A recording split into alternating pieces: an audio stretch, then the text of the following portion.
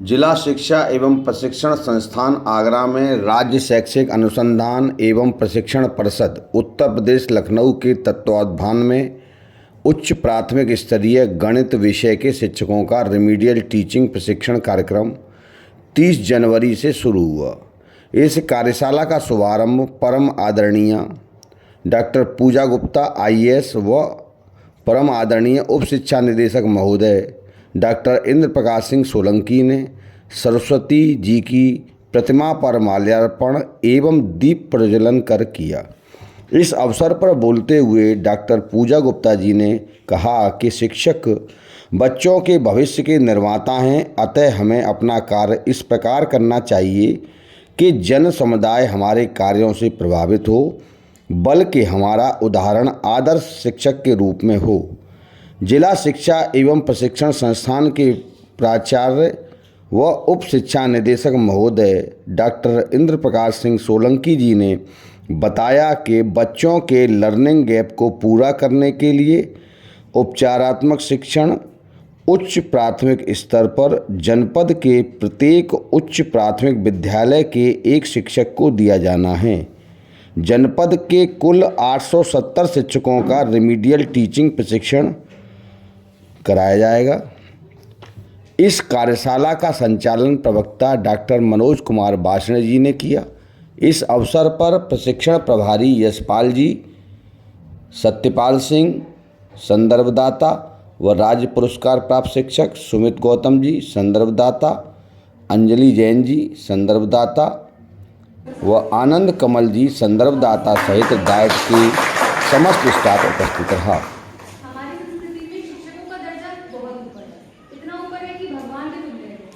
और हम भी जो हैं आज, मैं जो यहाँ खड़ी हूँ, मेरे पीछे बहुत सारे शिक्षक हैं जिनको मैं आज भी याद करती हूँ।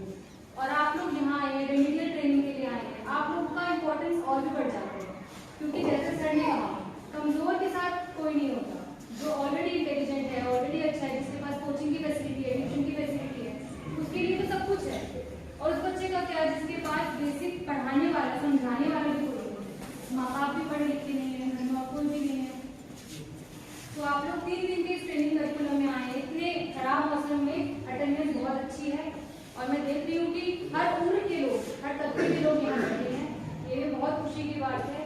और आप इस 3 दिन के ट्रेनिंग करिकुलम से ये जरूर प्लीज लेकर जाएं कि कैसे आप उस हमारे समाज के सबसे गरीब बच्चे, सबसे कमजोर बच्चे जो आपके स्कूलों में, सरकारी स्कूलों में आते हैं, आप कैसे उनमें से किसी एक की भी अगर मदद कर देते हैं, किसी एक की मैथ सीखने में, तो उसके लिए मुझे लगता है ये बहुत बड़ी चीज होगी। वो जिंदगी भर आपका एहसान कर रहेगा, जिंदगी भर आपको नहीं मिलेगा। और वो तो नहीं मिलेगा, साथ साथ आपका उसका परिवार भी आपको नहीं मिलेगा। जब आप एक बच्चे को पढ़ने में मदद करते हैं तो उसका एक परिवार एक आगे जंप ले लेता है, जिसको हम कहते हैं कि लेवल जंप होता है। तो जब आप एक बच्चे को मदद करेंगे, कल को वो किसी भी सेवा में जाता है, कहीं भी जाता है, कोई भी अच्छी नौकरी करता है, वो आपको कभी नहीं भूलेगा। उसका परिवार, अभी वाला भी, आने वाला भी आपको कभी नहीं भूलेगा। तो शिक्षकों का जो महत्व है हमारे समाज में, प्राचीन काल से आज भी सबसे उत्तम, सबसे ऊंचे दर्जे के है। तो मैं बस आपसे यही रिक्वेस्ट करूंगी कि हम सब लोग जो यहाँ हैं वो भी किसी शिक्षक की वजह से हैं। तो आप भी यहाँ आए किसी का उदाहरण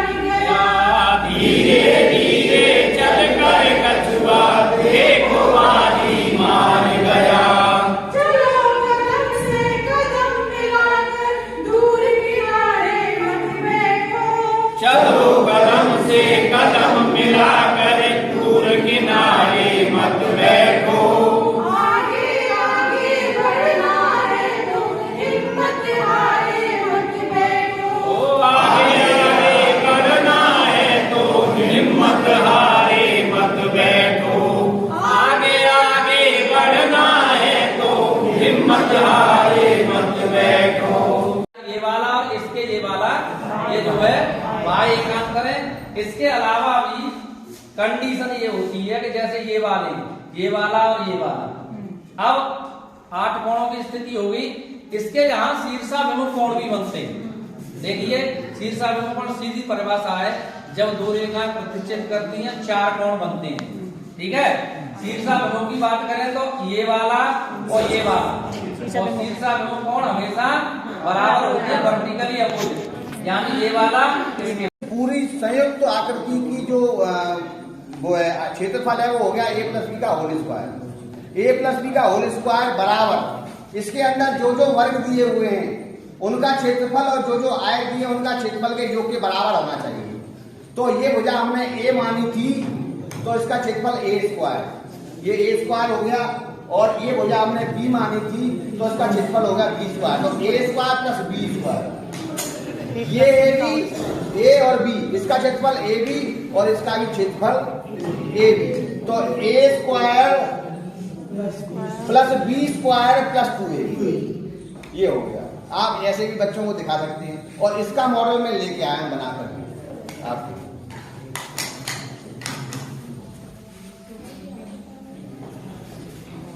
मेरे घर में बहुत सारा सामान है जो कमरे में बना करके रखा हुआ। अलग प्रकार से गणित लैब बनी हुई है। फिर आप कितना टाइम देते हैं पूरा? रात में 12 बजे सो जाता है, सोया सोता हूँ सही है। 12 बजे, ठीक है। इससे आप उसे दिखा सकते हैं। ये हमने क्या किया, इसमें कुछ नहीं है। एक ऐसी मोटी वाली गत्ते की सीट ले ली, इसके किनारे में बॉर्डर लगा लिया और उसके बाद इसको इस प्रकार से रंग लिया। अब इनको काट और लीजिए आप, तो वही मॉडल बन गया जो मेरा लकड़ी वाला मॉडल है, ठीक है। इससे आप बच्चे को सिखा सकते हैं। जरूरत नहीं है कि हम अहमदाबाद जाए या वहां से सामान या दो की अपवत्य या दो की मल्टीपल कहलाती है। 3 से विभाजित होने वाली संख्याएं 3, 6, 9, 12, 15 एंड सो ऑन। तो 3 से विभाजित होने वाली संख्याएं 3 की गुणज या 3 की अपवत्य या 3 की मल्टीपल कहलाती हैं। इसी प्रकार 5 से विभाजित होने वाली संख्याएं 5 की गुणज या 5 की अपवत्य कहलाती हैं। अब उसके बाद अगली ये निष्कर्ष निकला।